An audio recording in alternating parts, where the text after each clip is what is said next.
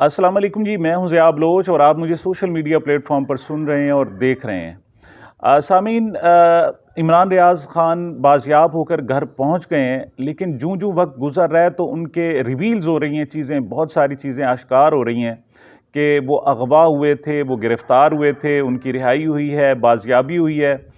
दूसरा पॉइंट ये है कि उनको आखिर अगवा क्यों किया गया। तीसरी पॉइंट के उनकी हालत अब कैसी है। और चौथा पॉइंट ये है कि उनकी रिहाई या ये बाज़याबी जो है हुई कैसे, क्या तरीक़ाकार इख्तियार किया गया। और पांचवी बात कि इस पर इमरान रियाज़ को शिकवा करना चाहिए, शिकायत करना चाहिए या शुक्रगुज़ार किसका होना चाहिए, इस पर डिस्कस करते हैं। और ख़ास तौर पर मियां नवाज शरीफ साहब का जो इस हवाले से नाम आ रहा है, वो क्या है, थोड़ा सा उस पर भी बातचीत करते हैं।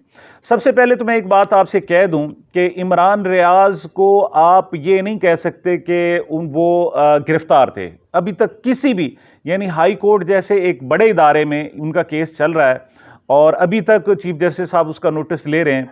तो किसी भी सतह पर हमारी जो पुलिस है उसने, इस्टेब्लिशमेंट ने, हमारी हुकूमत ने किसी सतह पर भी नहीं कहा कि इमरान रियाज़ ख़ान को गिरफ्तार किया गया था। गिरफ्तार होते तो पेश होते, अदालत में पेश होते। या ये जो लोग कह रहे हैं, सबसे बड़ी बात ये कि इस्टेब्लिशमेंट के पास थे या इस्टेब्लिशमेंट के कुछ इदारों ने जो है उन्हें अगवा किया हुआ था, ये बड़ा बहतान है। देखें, इस्टेब्लिशमेंट कभी भी अगवा नहीं कर सकती, नंबर वन। और नंबर टू, ये अगवाकार हैं, इनको अगवाकार ही कहना चाहिए। इनको इस्टेब्लिशमेंट क्यों कहते हो? इस्टेब्लिशमेंट होती तो वो तो माँ जैसी होती है, रियासत माँ के जैसी होती है। पहली बात तो ये है कि वो गिरफ्तार नहीं थे, नंबर वन। और नंबर टू, वो अगवा थे और उनके अगवा करने वाली इस्टेब्लिशमेंट नहीं थी, बल्कि वो सिर्फ अगवाकार थे और डाकू थे। अच्छा, अब उनकी जनाब, उनको अगवा आखिर किया क्यों गया, इस हवाले से बहुत सारी जनाब बातें आ रही हैं।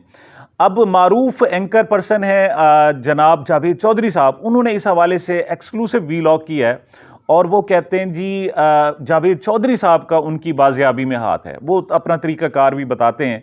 वो कहते हैं जी, आप मेरा एहसान माने या ना माने, हम दो सहाफ़ी थे, उनमें से उन्होंने वॉलंटरीली अपना नाम पेश कर दिया है और बाजियाब कराने वाले जो दूसरे उनके जनाब साथी हैं, उनका नाम वो नहीं बता रहे। वो कह रहे जी, उन्होंने अज़ खुद कहा हुआ है कि ये मैंने चूंकि नेकी की है, लिहाजा मेरा नाम ना लिया जाए।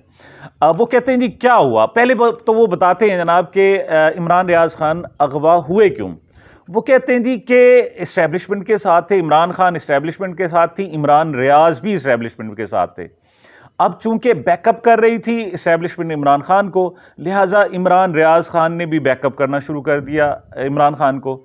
लेकिन एक दरमियान में ऐसा वक्त आया कि इस्टेब्लिशमेंट ने इमरान खान से अपना हाथ हटा लिया, उठा लिया। लेकिन इमरान रियाज़ खान में यह खामी है कि वो जिसके साथ खड़ा हो जाता है, जिसकी मुखालफत करता है, डटकर मुखालफत करता है, और ये उसकी सबसे बड़ी कमज़ोरी बन गई। और इस्टेब्लिशमेंट तो इमरान खान को छोड़कर चली गई, लेकिन इमरान रियाज़ उसे छोड़कर नहीं गया। तो कहते नहीं, उसको बहुत समझाया गया कि आप क्या कर रहे हो। इस्टेब्लिशमेंट ने भी समझाया और कुछ सहाफ़ी उनके जो दोस्त थे उन्होंने भी समझाया कि भाई, हवाओं के रुख को देखकर चला करते हैं और ये क्या आप कर रहे हो, अब छोड़ो परे। आपकी वफादारी इस्टेब्लिशमेंट के साथ है, ये क्या आप असूलों पर खड़े हो गए और इमरान खान का साथ दे रहे हो, ये बात दुरुस्त नहीं है। तो कहते हैं जी, इस्टेब्लिशमेंट ने भी बार बार समझाया, लेकिन वो समझे नहीं। तो फिर उनको सबक सिखाने का जनाब तरीक़ाकार ढूंढा गया। और वो आप सबको पता है जनाब कि कैसे सियालकोट से वो 10-11 मई को जनाब दुबई जाना चाह रहे थे और वहाँ से पुलिस ने उन्हें गिरफ्तार किया। आगे एक तवील मरहला है। अच्छा, अब उनकी जनाब हालत कैसी है, थोड़ा सा इससे पहले कि उनकी बाजियाबी कैसे हुई, थोड़ा सा देखते हैं कि इस वक्त हालत क्या है। जो मुख्तलिफ सोर्सेज हैं वो ये बता रहे हैं कि इमरान रियाज़ का वज़न बहुत कम हुआ है।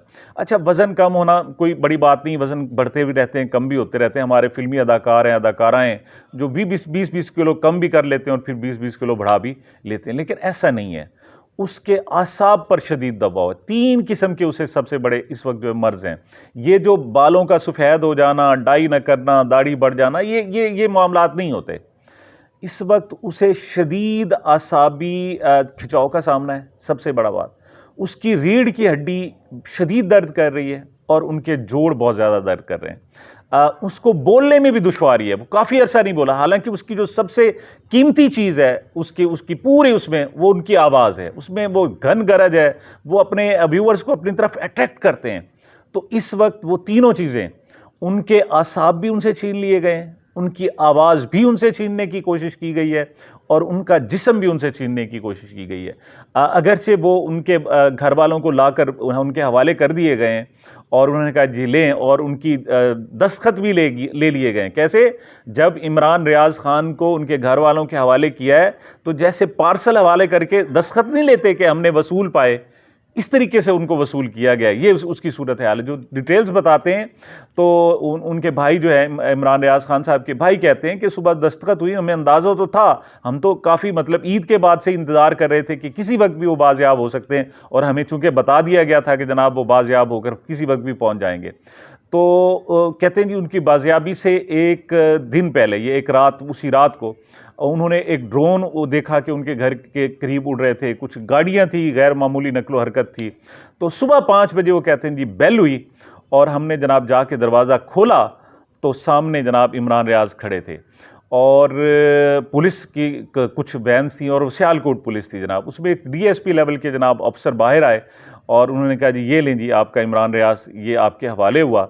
वो अंदर उनको ले आए जनाब, उन्होंने कुछ फ़ोटो सेशन किए, जैसे किसी चीज़ को हैंड ओवर करते हुए फ़ोटो बनाए जाते हैं ताकि सनद रहे, और फिर कुछ डॉक्यूमेंट्स पे इमरान रियाज के भाई के दस्तखत भी लिए जी हम आपके भाई को उनके हवाले कर रहे हैं। तो गोया एक पार्सल जो है ना उन्होंने वो हवाले किया है।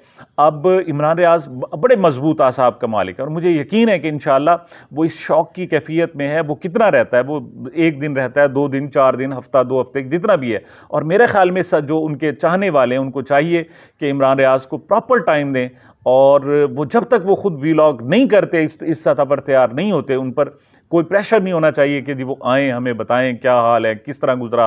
ये अगरचे बड़ी क्यूरियोसिटी है, हमारी शदीद सबकी ख्वाहिश है कि उनके मुंह के से उन्हें कि उनके साथ क्या बीती, लेकिन जब तक वो मेंटली इसके लिए तैयार नहीं होते हमें उस पर जोर नहीं डालना चाहिए। तो ये जनाब उनका तरीकाकार था बाजियाबी का। अब अगली बात करते हैं कि उनकी बाजियाबी आखिरकार हुई कैसे। ये भी जावेद चौधरी साहब बताते हैं। वो कहते हैं जनाब कि एस्टेब्लिशमेंट चूंकि उनसे नाराज़ हो गई थी लिहाजा वो लापता हो गए। अब कहते हैं जी चूंकि वो नवाज शरीफ पर बहुत ज़्यादा तनकीद करते थे, एक मरतबा एक्सप्रेस टीवी से भी उन्होंने नवाज शरीफ साहब से सवाल किया तो उनको निकाल दिया गया। तो जावेद चौधरी साहब कहते हैं जी मैं उस वक्त चूंकि कॉलमिस्ट था तो मैं जनाब आया और मैंने उन्हें कहा जनाब कि नहीं, ये तरीक़ाकार ठीक नहीं है, आप इनको जनाब दोबारा अपने पास रखें। तो मेरी सिफारिश पर दोबारा इमरान रियाज खान साहब को रख लिया गया था। तो ये जनाब वो तफसील बताते हैं। कहते जी इस मुश्किल वक्त में भी, चूँकि वो मुझे भाई कहते थे, इस मुश्किल वक्त में भी मैं उनके सामने आया, उनके साथ आया, और हमने पहले अपने तौर पर गुफ्तगू की। फिर हमें जो सबसे बड़ा सोर्स नज़र आया वो कहते हैं वो मियाँ नवाज शरीफ साहब थे। तो मैंने और उन सहाफ़ी ने जनाब मियाँ नवाज शरीफ से कहा, और मियाँ नवाज शरीफ साहब ने, वो जो अगवाकार थे, यकीनन वो हमारी जनाब इस्टेब्लिशमेंट नहीं है, पाक फौज नहीं है, तो वो कहते हैं जी अगवाकारों से फिर मियाँ नवाज शरीफ साहब ने अज खुद रब्ता किया। उन्होंने कहा जी ठीक है, ये बंदा मुझ पर तनकीद करता रहता है लेकिन कोई बात नहीं, इसके बच्चे छोटे छोटे बच्चे हैं, इसको छोड़ दिया जाए और उनको माफ़ कर दिया जाए। और उसका रिज़ल्ट ये है कि अगवाकारों ने जनाब इसको माफ़ कर दिया और उन्हें छोड़ दिया है। अब इस पर वो जनाब कहते हैं 2-3 बातें कहते हैं। वो कहते हैं जनाब कि पहली बात तो उसे इतना ज़्यादा आगे नहीं जाना चाहिए था जितना वो चला गया है, और उसे चाहिए था कि वो उस हद तक रहता जिस हद तक उसे रहने के लिए कहा गया था। ये जो उसने की, ये ज़्यादती की है। और नंबर 1 और नंबर 2 वो ये भी कहते हैं कि बाकियों के लिए भी सबक होना चाहिए कि इस हद तक आगे ना चले जाएं कि आपको फिर अगवा कर लिया जाए। अच्छा, दूसरी बात वो कहते हैं जी कि देखें उन्हीं की मेहरबानी कि जिन पर बहुत ज़्यादा तनकीद करते थे, अब मेरा एहसान वो कहते हैं जी इमरान रियाज माने ना माने, लेकिन नवाज शरीफ साहब का एहसान माने कि उन पर तनकीद करते थे लेकिन उन्होंने फिर उसके बावजूद जनाब उनको बाजियाब करवा दिया और उनकी सिफारिश पर वो सामने आए हैं, और ये एक बहुत बड़ा एहसान है और आइंदा के लिए भी सबक होना चाहिए। ख़बरदार अगर आपने उन पर तनकीद किया। अगला मैसेज उनका जो है ना ये है, हमारे यहाँ फ्यूडलिज़म के जो पस मंज़र से ताल्लुक़ रखते हैं, जो देहात के पस मंज़र से ताल्लुक़ रखते हैं, उनको अच्छी तरह अंदाज़ा है कि हमारे यहाँ वडेरे किस किस्म के काम करते हैं। जब वो किसी से उनकी परखाश होती है तो किसी चोर, उचक्के, किसी डाकू, किसी से कहते हैं जी इसके आके लूट लो इसे। वो उसके जनाब क्या करता है, उसके जो ढोर डंगर होते हैं, उसके मवेशी होते हैं या उसकी ज़मीन होती है, उस पर कब्जा कर लेता है, ढोर डंगर चोरी कर लेता है, डकैती कर लेता है। उसके बाद जनाब वो जाते हैं पुलिस के पास, अदालतों के पास, उन्हें पता है वहाँ कख नहीं होना। ये जो हमारा टोटल का टोटल सिस्टम है, ये यरगमाल है इन वडेरों के हाथों में। तो फिर वो जनाब बड़ा कोशिश कर के आखिरकार फिर उसी वडेरे के पास जाते हैं और वडेरा उस पर एहसान करते हुए जनाब कहता है कि लो जनाब, तुमने हमें जनाब तंग किया, तुम मेरे कैंप में थे, मेरे कहने पर जनाब ये नहीं करते थे, लेकिन मेरा ज़र्फ देखो कि मैं तुम्हें डाकुओं से फिर छुड़ा रहा हूँ। वो अपने अजीज़ जो डाकू होते हैं, अजीज़ जो दोस्त होते हैं, उनसे कहते हैं जाओ भी छोड़ दो। और अदर हकीकत ये बाकियों पर धाक बिठाना होता है। तो इमरान रियाज़ ख़ान की जो ये बासियाबी है, सारी के सारी जो एपिसोड चला है, ये एक मियाँ नवाज शरीफ साहब ने धाक बिठानी थी कि देखा तुमने अंजाम, अगर मुझ पर जो भी तनकीद करेगा उसका फिर हाल यही होगा, जब वो वापस आएगा तो पार्सल की शक्ल में आएगा, वो कई महीने तक फिर बोलने के काबिल नहीं होगा। तो जावेद चौधरी साहब भी कहते हैं ये निशान इबरत है हमें जनाब।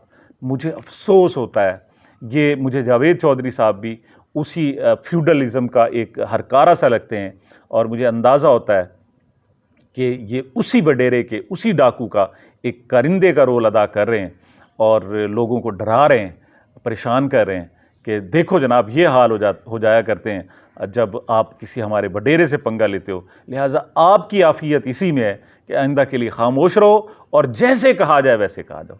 लेकिन जावेद चौधरी साहब, आपको अंदाज़ा नहीं है, आप भी यही हैं, मैं भी यही हूँ, ज़िंदगी का कोई पता नहीं, ज़िंदगी चली जाती, एक्सीडेंट होते हैं, पता नहीं क्या होते हैं, वैसे ही कत्ल कर दिए जाते हैं, मार डाले, पता नहीं क्या क्या कुछ कर दिया जाता है।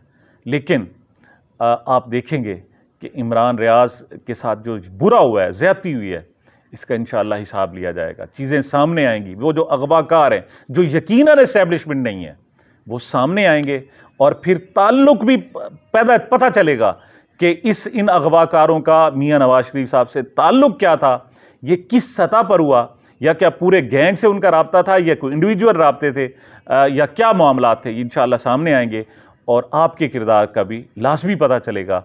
और जो लोग आप लोगों को डरा रहे हैं और लोगों को धमका रहे हैं कि ख़बरदार अगर तुमने जनाब इस वडेरे के ख़िलाफ़ कोई बात की तो फिर तुम्हारे साथ ऐसा होगा, ऐसा नहीं होगा। आप कितने लोगों को आप मफलूज करोगे, कितने लोगों की ज़बानें काटोगे आप, इस वक्त आपको अंदाज़ा नहीं है। करोड़ों लोग हैं जो इस बदबूदार निज़ाम से नफ़रत करने लगे हैं और इंशाअल्लाह बहुत जल्द अपने वोट की ठोकर से इसको उठाकर बाहर फेंक देंगे। सामीन, ये मेरी अब तक की गुजारिशात थी। मुझे, मेरे चैनल को अपनी मोहब्बतों और दुआओं में याद रखिएगा। मिलते हैं छोटे से वक्फे के बाद।